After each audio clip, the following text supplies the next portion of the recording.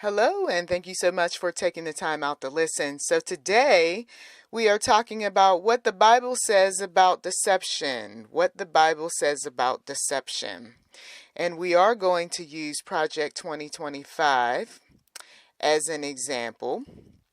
And the reason for this is because, well, frankly put, a lot of people are losing their jobs, okay? And even though this current leadership stated that, hey, I don't have anything to do with this. I don't know what you're talking about. I hadn't read it. Well, apparently somebody caught him up to date on what exactly Project 2025 was all about. And let's briefly go over that. There is various PDF files that are out there, over 900 plus pages. Project 2025 is. There is a long list of authors, and they pretty much give the reader the blueprint in terms of what they want. The Project 2025 was developed by the Heritage Foundation. There is over 100 conservative organizations that are listed in the book. I personally went over this book, still haven't gotten through all of it, but I will tell you that it is definitely on point in terms of what is happening. And some of you all, you're not ready for more change, and there is a lot. And so the trusty tools that are out there that you can use to summarize a PDF, I definitely use those so that I could get to the main topics for this particular audio. So if you are one who just is not going to pour over documents and you really are just not feeling some things, well, yeah, there's a lot more to come. And for some of you all, it's only going to make you angrier. But I want to get into deception because, once again, the deception definitely took place. There's no denying that. I mean, people are going to say what they're going to say and do what they're going to do to try to get into office, right? We've seen this time and time before, where people will say one thing and do something else. And even in our own families, we've seen this sort of thing. So what we already know is that this consolidation of executive power is definitely ongoing. The dismantling of the federal agencies that we've heard about across media outlets is ongoing, as well as other issues that are being dealt with. So, government restructuring, check. Immigration, check. Economic policies, like cutting taxes, right? For example, the flat income tax rates. Reducing corporate taxes, according to Project 2025, to 18%. Abolishing the Federal Reserve and returning to a gold-backed currency. Education, check. Eliminating the Department of Education. Expanding school choice, banning critical race theory, and shifting education control to states. I talked to a couple of people, as well as heard over media, that many schools have had to look at their budgets, and there have been schools that have closed nationwide, had been around for many years, no longer. Teachers who have lost their jobs. There has also been mergers that have taken place and schools that have completely closed down. And this is ongoing. Climate and energy. The fossil fuel production is mentioned in Project 2025, along with the cutting renewable energy funding and downsizing climate-focused agencies like NOAA. Social policies, check. Now, one of the things, though, that doesn't stand out, but sooner or later, more to see, more to come, criminalizing abortion pills, restricting LGBTQ plus rights. We've already heard about the banning transgender athletes in women's sports, and defunding diversity initiatives, some of which members of my own family, as well as friends and some of you listeners, have been impacted by. So, that business of nothing to see here, I don't know what you're talking about. It is definitely something that is very much aligned with this president's agenda.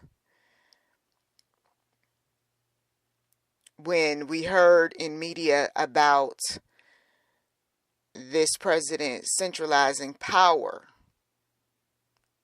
in the presidency, and we also heard about the reduction of regulatory oversight, the various phrases and terms that they use, and reducing federal programs, well, this is exactly what is going on. Now, I went a bit further, and what jumped out at me was Health and Human Services, okay? And for some of you all, last year my family experienced a family medical crisis. And so we are paying particular attention to the various health services and any other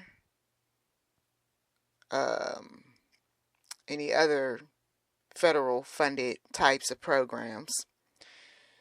And for some of you all, I know you're doing the same. In Project 2025,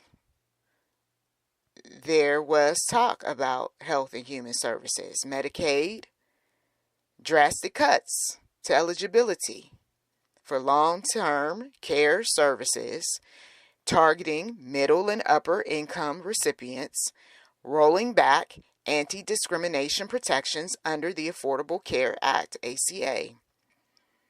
The community health centers, funding freezes, which means that you'll see more clinics closing, and of course that affects rural and lower income populations. And these clinics serve 32 million Americans. The Head Start programs talk about federal funding freezes, which means who's going to be impacted? The mother in your neighborhood, the father in your neighborhood. Child care. I've been there, done it, seen the movie. You got these little kids and you need to get them into child care while you go work. And then you're rushing to get to the child care center before it closes, before you get penalized having to give them some money for showing up late.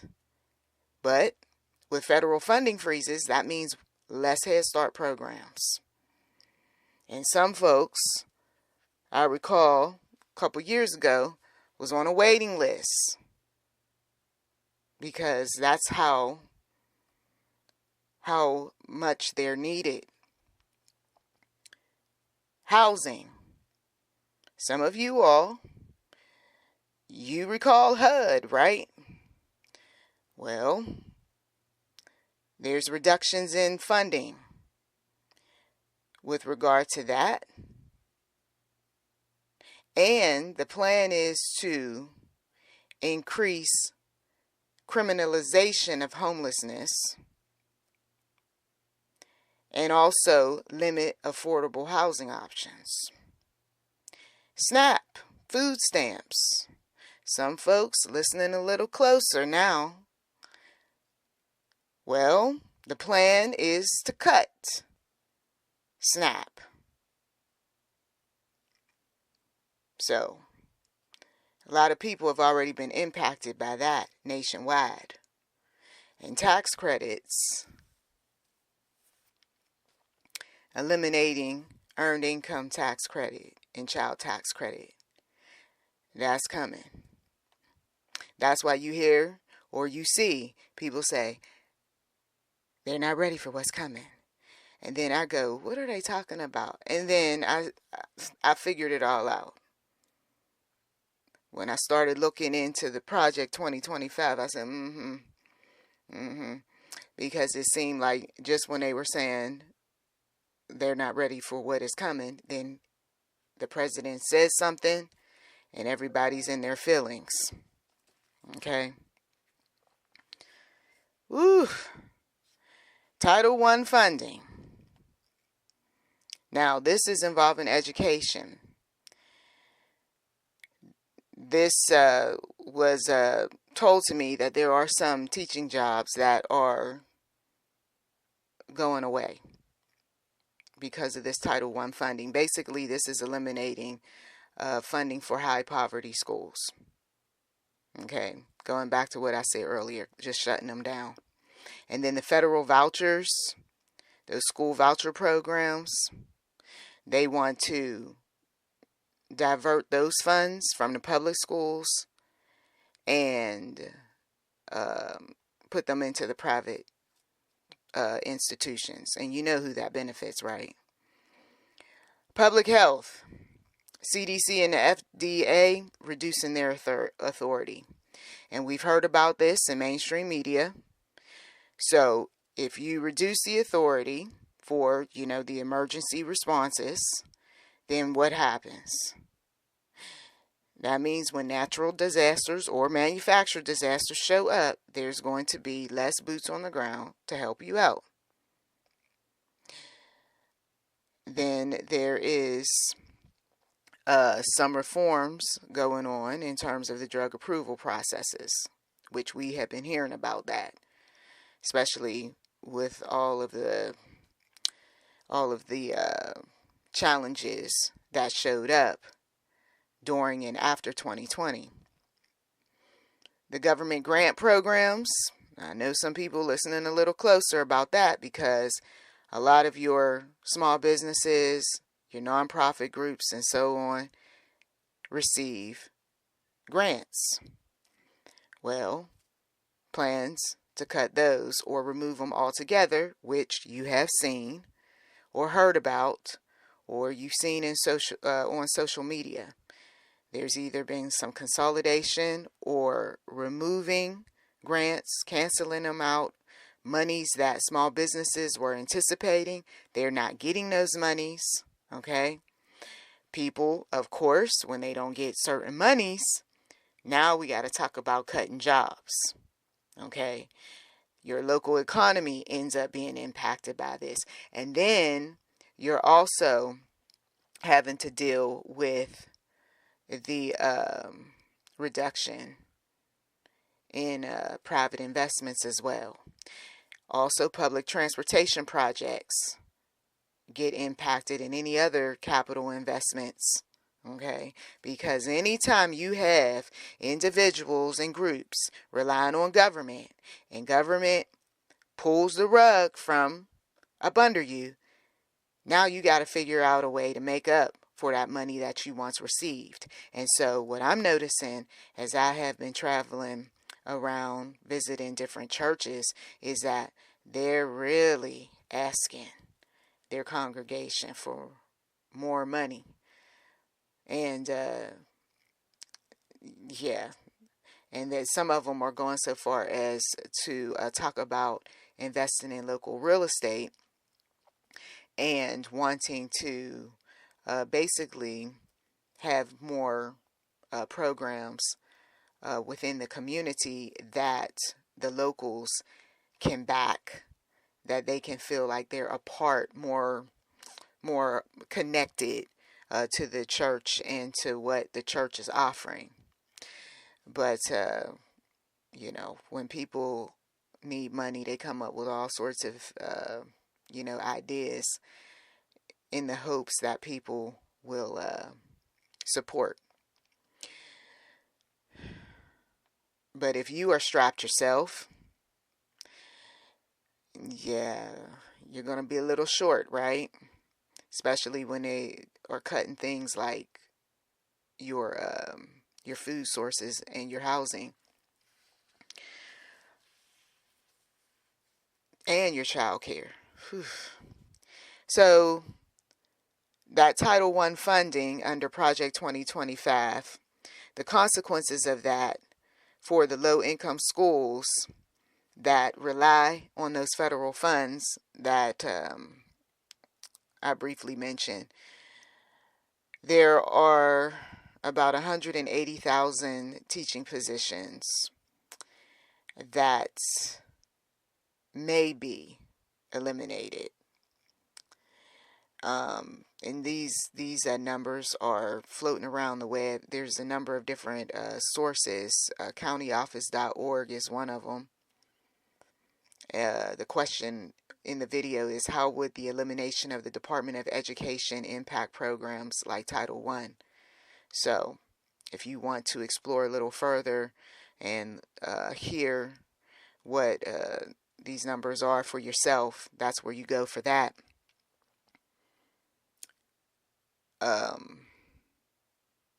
So this would also reduce access to quality instruction for 2.8 million students.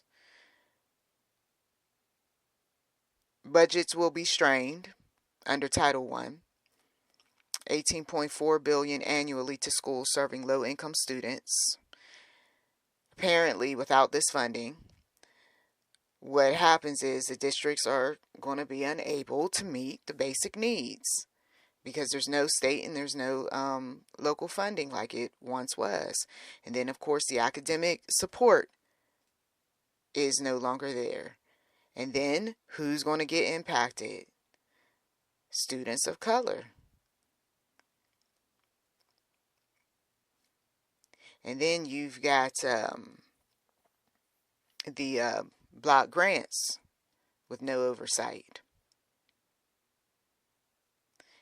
And apparently the impact is going to be that if you replace Title I with unregulated state block grants, that's going to lead to inconsistent funding distribution and then reduce accountability. So that video is available. Once again, that is on countyoffice.org.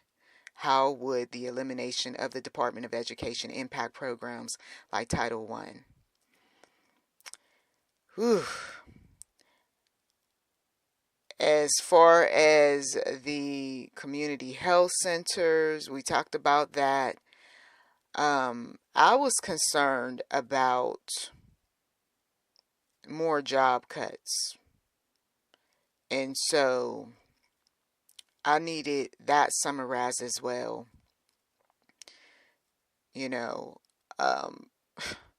Because there's no sense in applying for different jobs if they're going to go away in the next few months or so.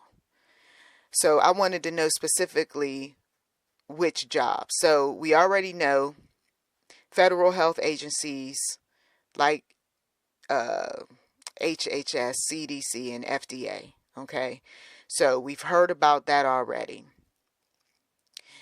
And these are non-essential roles that are being cut, as well as some essential roles, and being replaced by whoever the administration wants in there. The Medicaid jobs. We know about the IRS. Climate and energy jobs. Wisconsin has lost about 20,100 jobs are expected by 2035. So that's an example. And this is the federal programs that support renewable energy, clean energy, research development, grants, administration, those types of jobs. We know education. We talked about that already. Civil service. So probationary federal employees. Media has reported on that. And Project 2025, back when that was written, they were saying that the federal roles they wanted to shift the federal roles to at-will employment, which would make workers easier to dismiss without cause. Public housing staff, positions related to HUD, those jobs being impacted. Now, mind you, I'm taking this out of Project 2025. Okay, so if it hasn't shown up yet, that is what is to come that some individuals have been talking about. Planned Parenthood and reproductive health, those jobs are going to be impacted.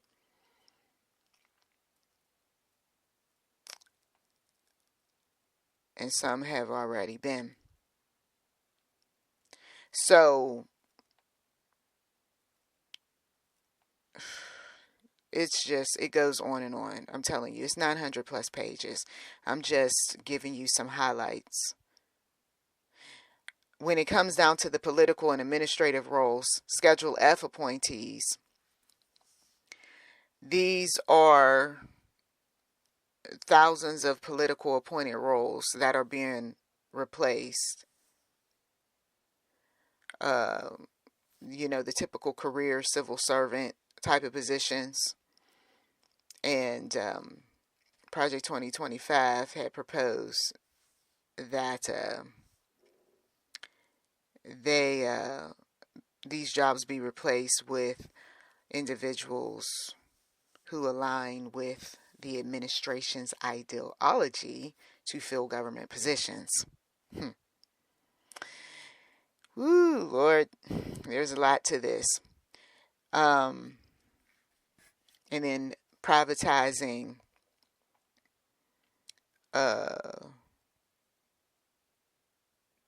healthcare, housing management, and energy production. Military and border security, expanding use of the military personnel for domestic border enforcement, which that is what happened and continues, in immigration control.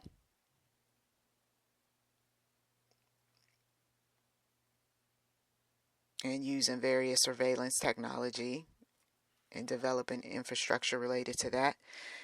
Legal and advocacy jobs, civil rights laws, and workplace protections. They want to reshape those. And back then when they wrote it, they said there may be an increased demand for legal experts and lobbyists advocating for or against these changes. Well, of course, you're going to need more legal experts because of all of these changes and all of the people that's pushing back. And so, well, that was predicted, right? And people are suing. Now, this was interesting as far as the faith-based initiatives. There's the possibility that faith-based organizations could expand. And the key here is to create jobs in the religious nonprofits. The type of jobs, though, that's going to provide social services, but also promote conservative values. Now, as believers, we're like, okay, well, that's fine, I guess, right? But deception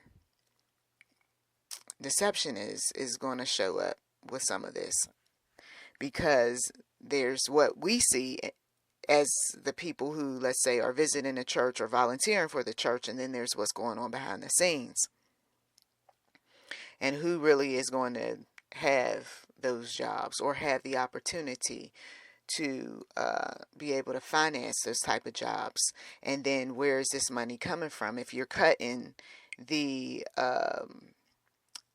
funding for all these other human service types of programs, then why would you not be cutting some of the funding with the churches? So there's some interesting things. Not that I would want anything like that. I mean, I would want the church to have plenty of money. But what churches? Are these going to be those churches that are in predominantly white communities that are going to receive this funding? Is it going to be people who are affiliated with their home country who has minerals? You see, I mean, or some type of partnership or an ally with the U.S. And so that church ends up getting enough money where they can be able to hire employees. And those wages are like quite impressive. I mean, a lot of things to think about here. So you see that some of these things you already knew. Some of these things you're like, what? Yeah, exactly. So for some people, they feel that deception showed up on the campaign trail, and they thought that only certain people, places, and things were going to get touched under all of this change. And now they're realizing, not us too. And for some people, I'm sure, in boardrooms somewhere, they're thinking, how can we be able to impact this particular group of people and not this other group of people? Let me tell you something. At the end of the day, this is definitely a case for God. Okay? Lying lips, Proverbs 12:22. Lying lips are an abomination to the Lord, but they that deal truly are his delight. Deceitful hearts. Someone shows up having their feeling about how they want to go about doing some things. Okay? But out of their mouth, they say something else. Or there's certain people in the circle who know what this is really about, but this is what we want you to say. This is what we want you to do. But ultimately, we're going to get our needs met. At whose expense? You see, Jeremiah 9:6, you live in the midst of deception. In their deceit, they refuse to acknowledge me, declares the Lord. So if somebody wants to talk about what God said, I'm telling you what God said. And I'm using the scriptures. He is saying to people, no conspiracy theory, nobody off their rocker. Jeremiah 9:6, you live in the midst of deception. That's why you feel some kind of way. That's why your energy is off. That's why you don't really want to talk to people. And loving thy neighbor, loving who? And loving enemies, I don't even have the energy. I'm so angry. I'm so bitter. I'm so mad. I can't believe, right? You live in the midst of deception. In their deceit, they refuse to acknowledge me. So the deceitfulness was there all along. Okay? Proverbs 19:9 warns us, a false witness will not go unpunished. They saw what they saw. They heard what they heard.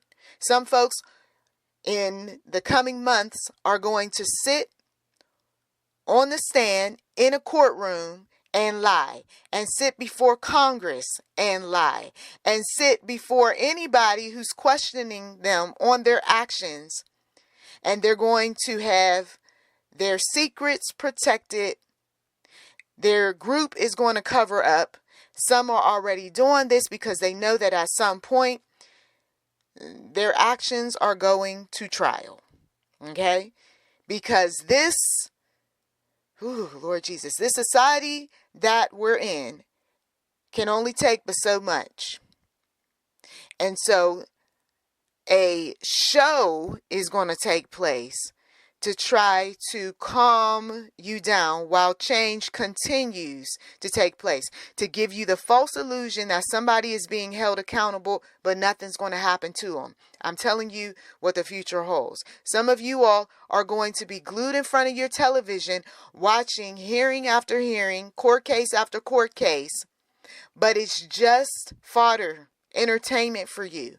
No one in the end is going to end up getting what they deserve. Okay? Instead, this is where we have to pray and ask the Lord to be the one to fight the battle. Because men and women in pocket are not going to seek out the justice like the way we want it in the future. Okay? Because when that strong desire shows up for some of you all for justice, it'll be when your family member, their job is impacted and your wealth isn't the way it is to date. That's when it really hits home for you. The trickle down effect, the domino effect. Something gets cut here and then, like dominoes, everything else falls down. That's when people start feeling moved to want to do something. You see, when the deception shows up on your doorstep. When traumatic events that your mind, your heart can't handle, and lo and behold, all of the dramas that are birthed out of that, then you have family members that want to rise up. Because you see what my mother's going through. You see what my dad's going through. You see what my grandmother, my grandfather, you all in government, I don't know what you call yourselves doing. And now that's when people are going to want to, in government, are going to want to come up with something that will entertain, that will calm you down, because they know it works. They know that you love your favorite sports teams or you love your favorite entertainers. This is why we were moving people away from the celebrity worship, so that you could see clearly. You can't see clearly when you have all of this entertainment in front of you. You can't see clearly when you've got all of these discounts and buy one, get one free. When the egg numbers drop, everybody will be so happy about, yay, eggs are finally, at a reasonable price. Here lies another distraction, you see. And meanwhile, you're not paying attention to what's going on over there, which is, once again, something involving money or land grabs or what's under the earth. Drill, baby, drill, you see. Galatians 6:7-8. Do not be deceived. God is not mocked, for whatsoever man sows, that shall he also reap. And anytime man starts digging, and he digs so deep into the ground, that's when you get your earthquakes. That's when you get your tsunamis. That's when depending on how close he is to an old volcano that hasn't erupted in years, you see. Psalm 101 verse 7 says, no one who practices deceit will dwell in my house. No one who speaks falsely will stand in my presence. So the ministers who are in pocket, the ministers who are hoping to get, some bread out of all of this change, they will have their scripts like typically they do, especially when you receive a 501c3. And so certain things will need to be said. And certain people in the audience will act as agents to make sure that certain things are being said, being implemented, and all of that. And for some of you all, your church, the way it is today, will not look like that same church in the coming years. Okay? But there is going to be some deceit involved in order to get certain worldly processes in motion. Okay? God wants us to avoid the deception. Ephesians 4:25 tells us, each of you must put off falsehood and speak truthfully to your neighbor, For we are all members of one body. If you are working for a certain establishment and you know what is coming down the pipeline, meanwhile your neighbor is looking for a job, you say, yeah, we've got these jobs available, but you know that layoffs are coming. Why do you do that? You see? I mean, some people do these sorts of things because maybe there's bonus money involved. Maybe you get some type of perk for referring someone. Tell people the truth. If a program is being cut and you know that that program is being cut, tell the truth so that people are not having false hope. James 1:22 warns us, be doers of the word and not hearers only, deceiving yourselves. Trump, he distanced himself from Project 2025 during the campaign trail. You know it, I know it. He told us at the time that he hadn't read it. He had avoided doing so. And then he claimed that Project 2025 did not reflect any of his priorities for a second term.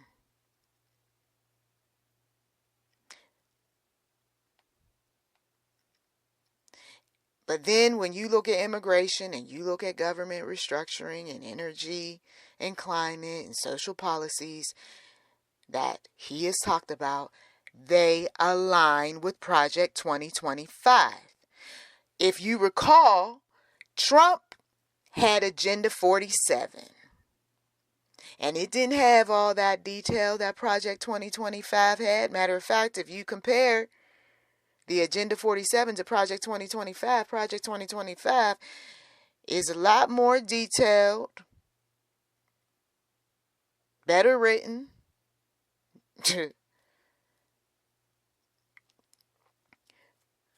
When Trump was on the campaign trail with his Agenda 47, he focused on the immigration, and he was talking about reissuing Schedule F. And just a refresher, that was the thousands of federal employees that will become at will, right? Getting them out the way. And then he was talking about cutting federal regulations, consolidating his authority. He talked about the economy, and he was talking about social policies like the baby bonuses, and that was to encourage higher birth rates. And who was he really wanting to have higher birth rates? Now, we talked about population on this channel. He talked about law enforcement, and he talked about election security. That was Agenda 47. All this other stuff that you're hearing about, that you're seeing about, when you say, I didn't vote for all of this, I know what you mean by that. And this is why some of your relatives didn't want to vote. And this is why some of your relatives voted for the lady. Because they were reading. They saw some things. They heard some things. They were tuned into various podcasts. And they didn't like all of what was taking place, especially when it impacted their jobs, their child care, their health care, their housing. So it's time to stop with the nasty and the mean-spiritedness toward one another, because this one's on the left and this one's on the right, and this one, I don't like the way they sound and the way they talk about this, that, and the other. You need some unity in the household. You need some unity in the community, because there is more to come. And before it's all said and done, some of these people, their hearts are not going to be able to take much more. In the hospital they go, and some folks aren't going to come out the hospital. This is a lot. We're praying for our family members and friends who keep getting negative news, who keep finding out just one more thing that's costing them more money, or they're losing more money. We're praying for them. I thank you for listening. Take the time out to pray for yourself, for your loved ones, for this channel, for my family and myself. Blessings to you.